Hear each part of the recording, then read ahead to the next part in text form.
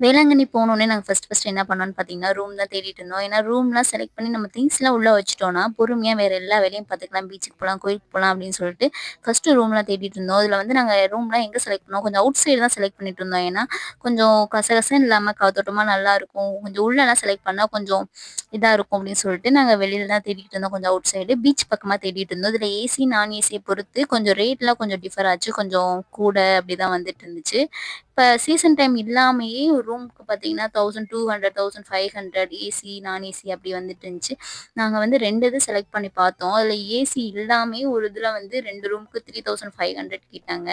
இதுல நாங்க மொத்தமே இன்னொரு இதுல போய் கேட்டு பார்த்தோம். அந்த ரூம் அத விட சூப்பரா இருந்துச்சு. ஆனா வந்து 3 ரூம் 3600 குடுத்துருந்தாங்க. சரி அதான் பெஸ்ட்டா இருக்கு அப்படின்னு சொல்லிட்டு, அதையே செலக்ட் பண்ணி எல்லா திங்ஸையும் உள்ள வச்சுட்டு, அப்புறம் பீச் ஓரமா வந்து கொஞ்ச நேரம் சுத்தி பார்த்துட்டு இருந்தோம். அதே கொஞ்சம் 1/2 மணி நேரம் பார்த்தீங்கன்னா, எங்க அம்மா, அப்பா எல்லாம் வந்துட்டாங்க. அவங்களும் திங்ஸ் எல்லாம் வச்சுட்டு அப்படியே பீச்சுக்கு போயிட்டோம்.